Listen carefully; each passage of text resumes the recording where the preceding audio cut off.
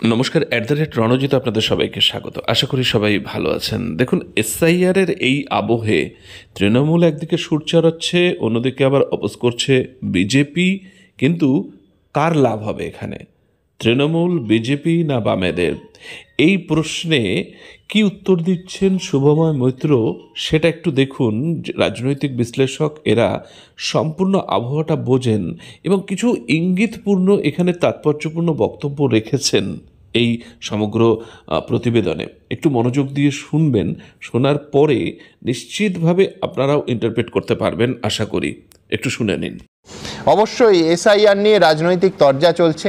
এই টানাপোড়েনে আজ ইস্যুগুলো এমনভাবে একটার পর একটা উঠছে, রাজনৈতিক দলগুলো তুলছে। আজ অ্যাডভান্টেজ তৃণমূল তো কাল অ্যাডভান্টেজ বিজেপি। কিন্তু রাজনৈতিক ডিভিডেন্ড শেষ পর্যন্ত কার ঘরে উঠবে জানি খুব কঠিন প্রশ্ন আজকের দিনে দাঁড়িয়ে বলা। কিন্তু এখন পরিস্থিতিটা ঠিক কতটা কিভাবে দেখছেন শুভময় মৈত্র?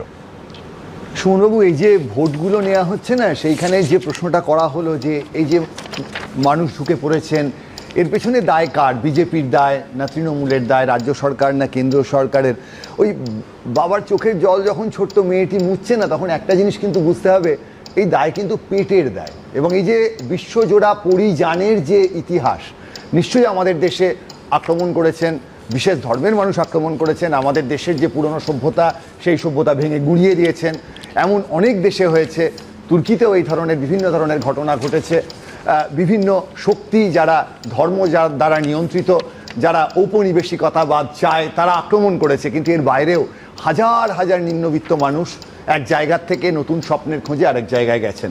এবং এইখানে কিন্তু সত্যিকারের বিজেপি, তৃণমূল, সিপিএম, কংগ্রেস, তাদের পক্ষে এই স্রোত আটকানো সম্ভব নয়। আমাদের ঘরের পাশে বাংলাদেশ। আজকে একটু আগে যে আলোচনাটা হচ্ছিল যে ইসরায়েল কিভাবে নিজের দেশটাকে ঘিরে রেখেছে, ইসরায়েলকে কি মূল্য দিতে হচ্ছে দেখেছেন?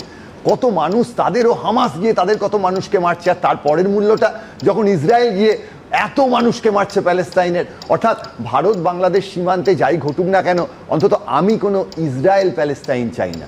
এই যে গোটা ঘটনাটা ঘটছে, এই যে এসআইআর না হলে এই ঘটনা জানতে পারতাম না, জয়ন্ত নারায়ণবাবু বললেন, এটা কি সত্যি? 2005 বা 2004 সাল থেকে মমতা বন্দ্যোপাধ্যায় যে 1 কোটির সংখ্যা বলেছেন, আজকে শুভেন্দু অধিকারী সেই 1 কোটির সংখ্যা বলছেন, বা বেড়ে 1.5 কোটির সংখ্যা বলছেন।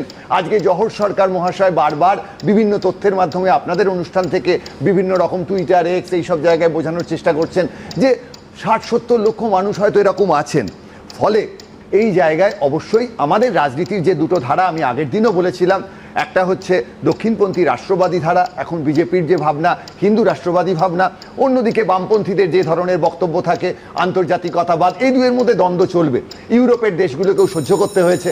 আজকে আপনি যদি নরওয়ে যান, সেখানে দেখবেন কোনো বাইরের লোক ঢুকে পড়লে, সে যদি এমনি অনুপ্রবেশ করে ঢুকে পড়ে, তাকে টাকা দেওয়া হয়, সে কিভাবে কেস লড়বে বলে।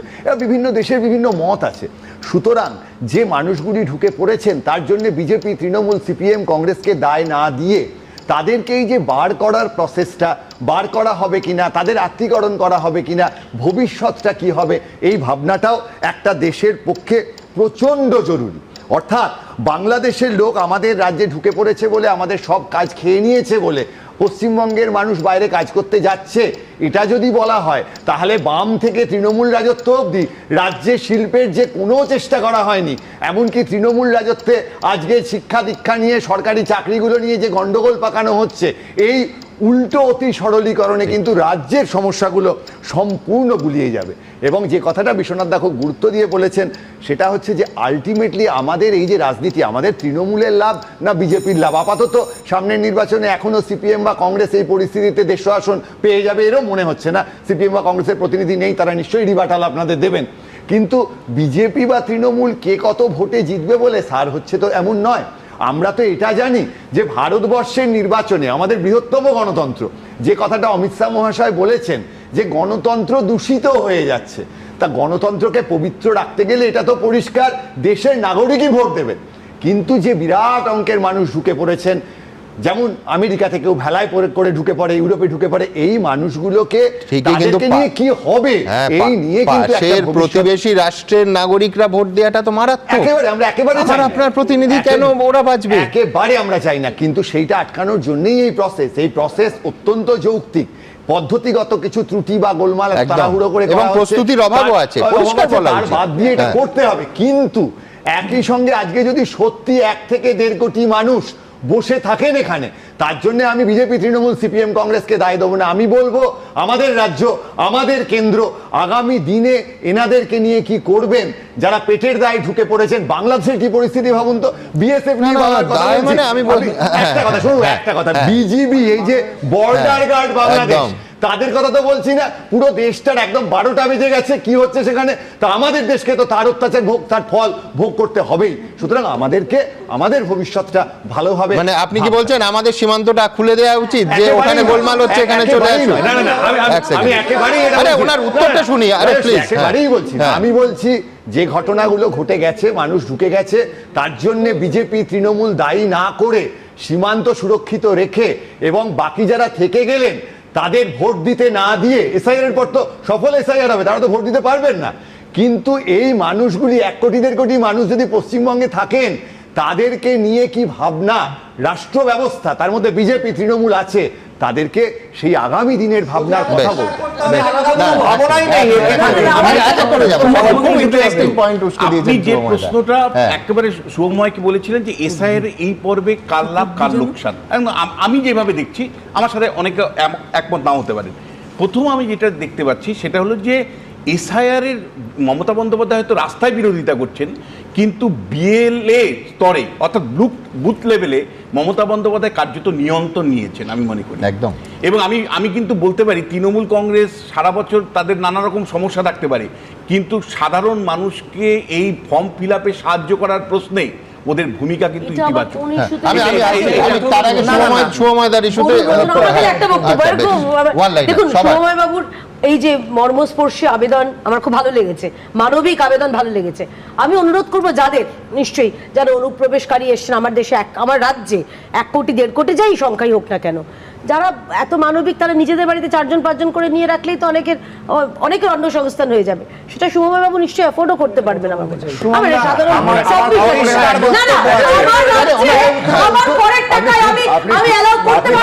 খুব ভালো বলেছেন।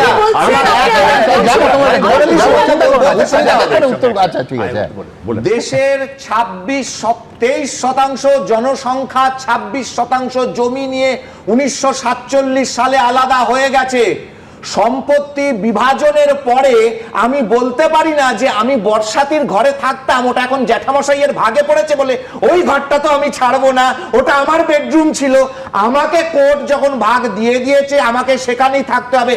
তোমার দেশের সমস্যার সমাধান করবে, তোমরা গণ অভ্যুত্থান করতে পারো, প্রধানমন্ত্রীর অন্তর্বাস নিয়ে টানাটানি করতে পারো, নিজের দেশ নিজেরা সামলাও। না খেতে পেলে আমার দেশে আসবে, আমাকে সেটা খাওয়াতে হবে, সেই দায় ভারতবর্ষের নয়। সুময়দার কাছে যাবো, তার আগে একটা ছবি সারা পৃথিবীতে ছড়িয়ে পড়েছিল, একটা বাচ্চা সমুদ্র তীরে উল্টো হয়ে পড়ে রয়েছে, তার নাম ছিল অ্যালান কুর্দি। এই অ্যালান কুর্দি শুধু একটা উদাহরণ। এর সঙ্গে গ্রেট ব্রিটেন কিন্তু যখন বুঝতে পারলো তাদের ভাতে সংকুলান হচ্ছে, তারা ব্রেক্সিট তৈরি করলো। এবার একটা কথা শুভময়দার বিরোধিতা করে বলবো যে দায় রাজনৈতিক দলগুলোকেই নিতে হবে, কারণ এরা শুধুমাত্র ভোট হিসেবে ব্যবহৃত হয়েছে, আগেও এখনো হচ্ছে। শুধু ভাত তো যাচ্ছেই ভারতবর্ষের, সঙ্গে সুরক্ষাটাও যাচ্ছে। অর্থাৎ ভাত এবং সুরক্ষা এই দুটোকেই গোল্লায় আমরা দিতে পারি না। আর একটা কথা বলি, অমিত শাহকে সত্যি সত্যি এই কথাগুলি বলে নিজেকে প্রমাণ করতে হবে, কারণ এখন এটা যদি ফিরে যায় দরজা বন্ধ করতে হবে যাতে আর ফিরে না আসে।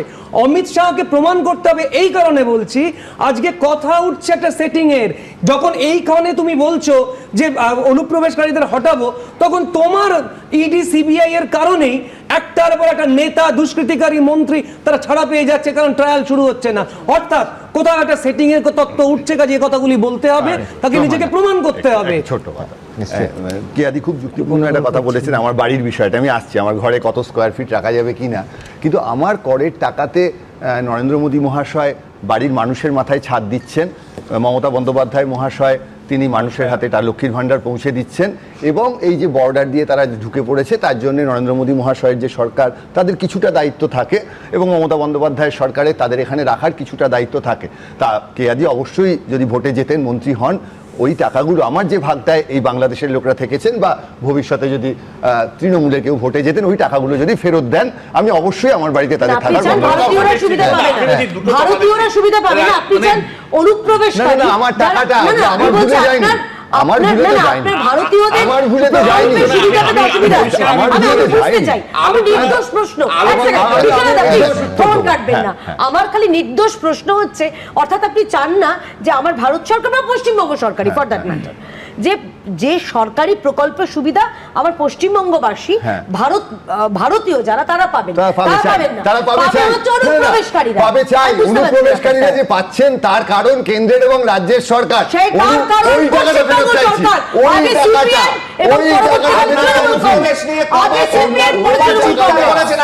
এখন চিৎকার করছে।